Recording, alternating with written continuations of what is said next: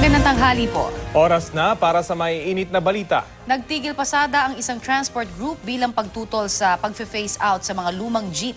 Stranded tuloy ang ilang pasahero. May ulat on the spot si Athena Imperial. Athena? Rafi, Connie, perwisyo ang idinulot ng tigil pasada ng mga miyembro ng Stop and Go Coalition sa mga pasahero. 30 minutes to 1 hour nga yung hinintay ng ilang pasahero bago makasakay papunta sa mga opisina at paaralan dito sa EDSA Monumento kaninang rush hour dito sa Caloocan City area.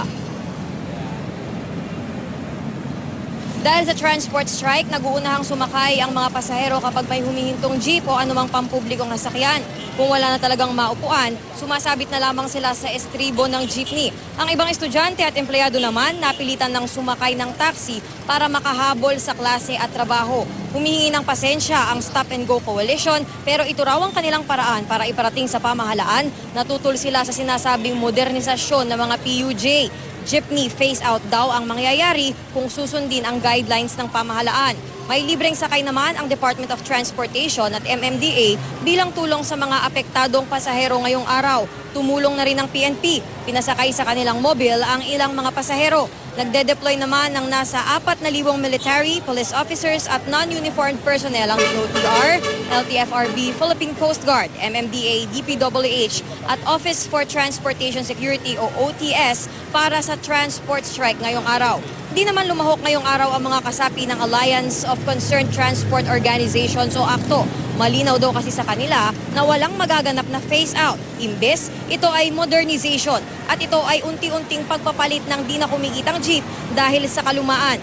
Kung maganda pa rin naman daw ang body ng jeep, makina lamang daw ang papalitan at wala raw ilalabas na pera ang operator. Hindi modernization yung phase-out yun. Doon sa kanilang department order, yung guidelines. Una nakalagay doon, kinakailangan yung tatlong component ay papalitan mo. Yung engine, yung chassis at yung body.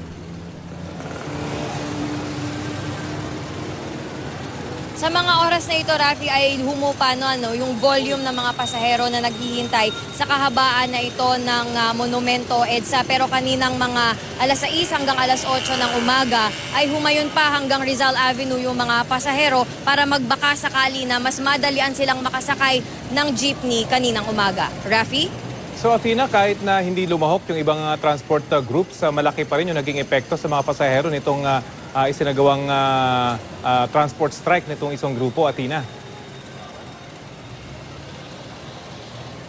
Sa nakita natin kaninang rush hour, Rafi, may epekto itong nangyaring transport strike, partikular dito sa Caloocan City. Pero dun sa kinover natin kanina sa Commonwealth, marami pa rin ang pumasada. Sinasabi kasi na itong Stop and Go Coalition ay marami daw miyembro dito sa Kamanava area. Kaya naman maraming pasahero na papasok kanina sa kanilang opisina at paaralan yung talagang nahuli sa kanilang pagpasok kaninang umaga. Rafi? Athena, anong naging reaksyon naman itong Stop and Go Coalition sa hindi paglahok nitong ibang mga transport groups at tila hindi pagsang-ayon doon sa kanilang ipinaglalaban dahil kadalasan pagka mga transport issues nagkakaisa sila, Athena? Sang-ayon kasi itong ibang mga transport group, Rafi, katulad ng FEDUDAP at Pasang Masta, dito nga sa tinatawag na modernization, naiintindihan daw kasi nila na gradual lang naman daw o unti-unti itong pagpapalit ng mga jeepney units para mapalitan ng environment-friendly na units na mag-e-emit ng low carbon footprints. Pero ayon naman sa presidente ng Stop and Go Coalition, medyo nadismaya siya sa hindi nga pakikikoopera nitong ibang mga transport groups dahil ang apektado daw talaga dito ay yung mga operator at yung mga driver na hindi daw naman talaga kayang kumbaga makabili pa ng mga bagong units dahil milyon daw ang halaga nito.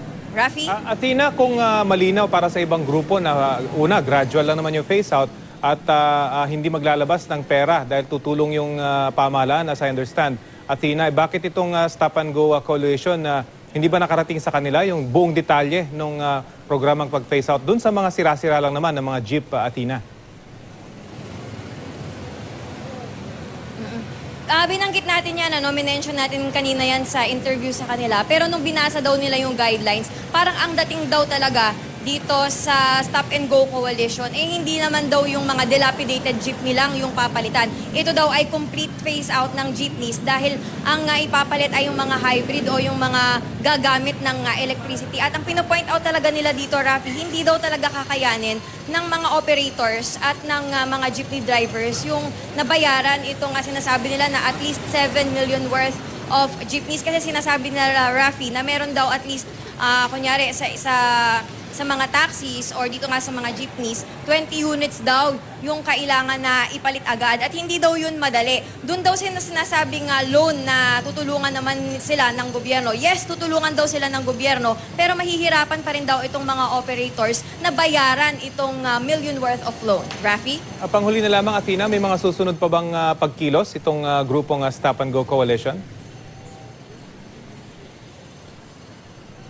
Wala pang nagiging pinal na desisyon itong Stop and Go Coalition. Kanina bago tayo umalis sa kanilang tanggapan ay nagkakaroon pa sila ng pagpupulong, pero nabanggit nila kanina na dapat daw 3 days itong kanilang tigil pasada at nagkaroon lang sila, kumbaga naawa lang din sila sa mga pasahero dahil nakita nga nila kanina, lalo na dito sa Caloocan City area, na talagang apektado nga itong mga pasahero. Rafi? Okay, maraming salamat, Athena Imperial.